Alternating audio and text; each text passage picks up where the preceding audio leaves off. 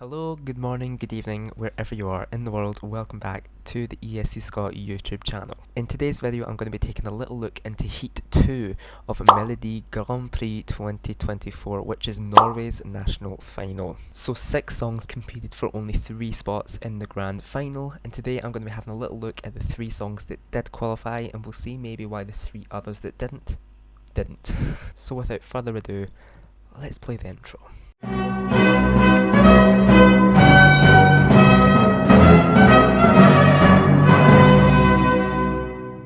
So if you saw my Heat 1 reaction of Melodi Grand Prix, you will know Melodi Grand Prix is my favourite national final. I get excited about it every single year. I love every artist, I love near enough every song, and it's super high quality. Every single Heat, every single year, it's just so incredibly good. So this week I actually had the chance to just sit down and watch MGP live. So I have seen all of these performances that I'm going to have a little look at today. Obviously it was my first time watching them, I've not watched them since. We're just going to have a little recap over them again. But before we do that, let's just go over who actually did qualify. So unsurprisingly, Super Rob and Erica Norwich qualified with the song My AI. I think that was guaranteed.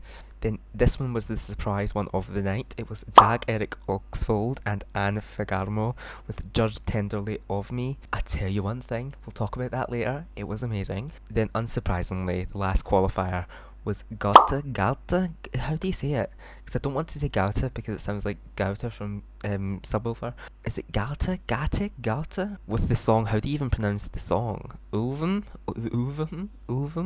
They were the 3 that qualified, so it left Farida with the song Heartache, Milo with Your Mine, and Ellie Kristen with the Touch of Venus. They all did not qualify, sadly. I think this heat was definitely stronger than last week, and last week was strong. That just proves how strong MGP is at the moment. Like, this heat was amazing.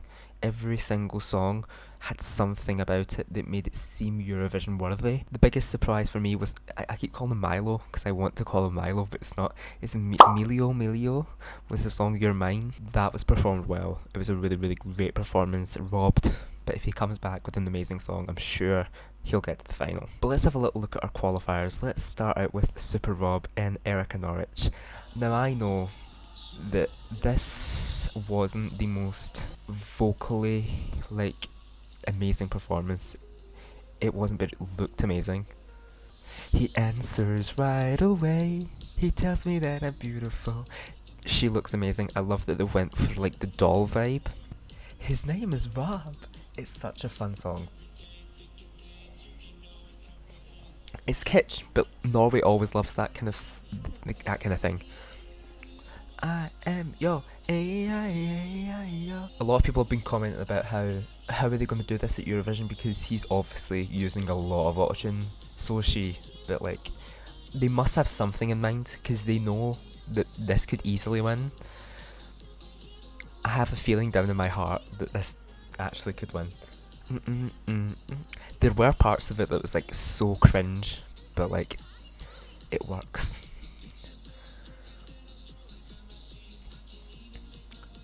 A girl is named Christine. It's so cringe, but it's so good. A-I-A-I-O, I am your A-I-A-I-O. I seem to be the only person that kind of enjoyed this. I kind of blocked out the vocals. Her vocals weren't obviously great, but we'll talk about it in a minute. They weren't bad though. They weren't horrible. It's just infectious. If you don't enjoy this, then you must be not fun. I would hate to have you at a party if you hate this. This bit's really cringy. I would cut out this bit. I usually hate the kind of speaking parts in songs that are oh my god, la la la la. I don't like it. Hate it. But everything else is good. Yeah, this bit was just a bit. This is the bit where it had to really pick up, and it just was not there. It's just so fun though. And even the robots dancing. Love it. Bob, my superhero robot.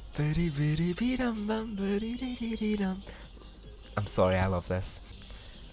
I like the song more than the performance. I think a lot of people are that way right now, where they're I love the song, but that performance just wasn't it. I will say this, I think Erica is like kind of beating herself up a little bit. I think she knew that her vocals weren't great. I think she knew as soon as as she was performing it, and when she came off stage she knew it wasn't great. But I know that she's capable of doing it. She actually sung the song perfectly. She like filmed herself to I think she was actually trying to prove to the people that said this won't work without autotune. She like filmed herself doing the hardest part of the song and she posted it, and it was great. I was expecting the performance to be a little bit cleaner, her vocals to be a little bit just a little bit better, but to be honest, they're in the final.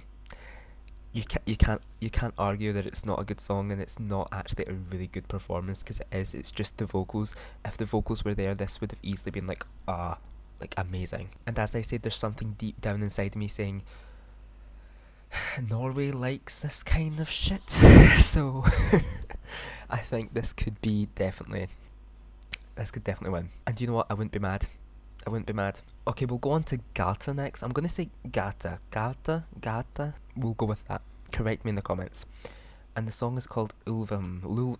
I actually don't know what that word means. Let me just check what it means. Wolfman. Okay, let's just play this. This was stunning. This was an amazing performance. I just want to relive it again. I can't believe how good this was. Medieval vibes. And I love it. This did scare me a little bit. It was like, this gave me winner vibes, like strong winner vibes. Staging was awesome. Vocals were there as well. Oh, just look at that, like that, the light beams. Oh, I'm getting chills now. I will say it's a long intro before we get into like the really intense kind of bit. Oh wow. I hope she hasn't used an autotune, because if not, then oh my god. Yeah.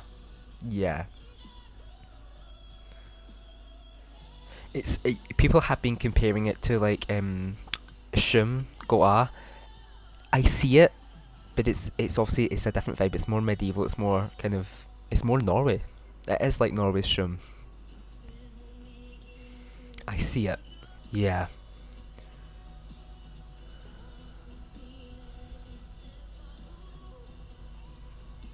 They nailed the staging with this. They don't need to change a thing for Eurovision. Like, this is Eurovision ready. Yeah.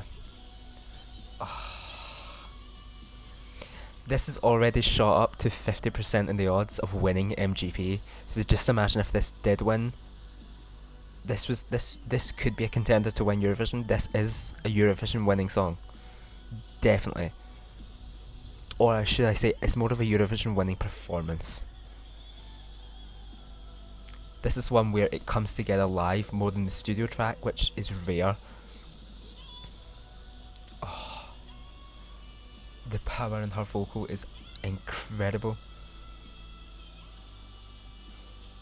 It's almost whistling. It's almost like that kind of. It's almost yodely in a way.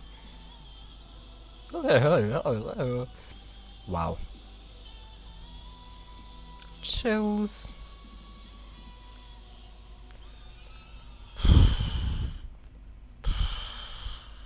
Yeah, the hairs are actually standing up on my arm. That's no joke. Oh my god. That, I will say, that is going to be hard to beat in the final. It's going to be hard to beat. Everything about that was perfect. If you can find a fault, let me know. Because I want to hear it. As I say, that will be hard to beat. I can't think of any of these songs that's going to have a performance that really can top that. And if they do, good on them, and you deserve to win. You deserve that. They just need to ship that performance off to Malmo and they're guaranteed top 10 basically. Okay, here's the one that surprised me the most. Dag Erik Ulksvold and Anne Fagarmo, Judge Tenderly of Me. This gave me slight Common Lynette vibes. Yeah, it gave me kind of, not, the song didn't, the kind of vibe did. I really want one of those mics because they're really good audio.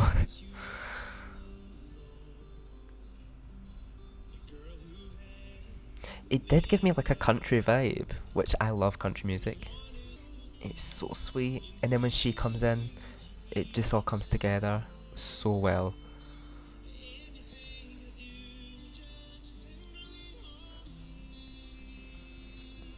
great voice, and they're definitely not using auto-tune. I tweeted something about her. I thought she kind of looked like Kate McKinnon from Saturday Night Live. I still see it. They're even doing the Common Lunettes thing.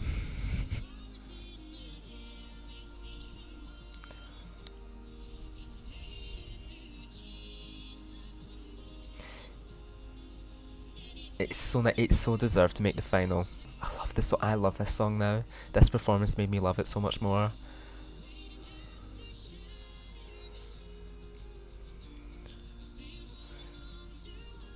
I think they might be using auto-tune now. Now hearing it for the second time, her voice sounds almost perfect, like the studio track. I think they might be using a slight bit of auto-tune there.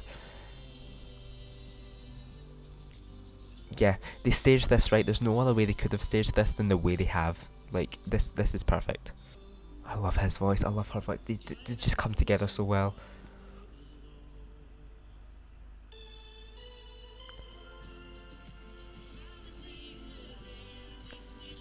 Yeah, it's sweet. It's lovely.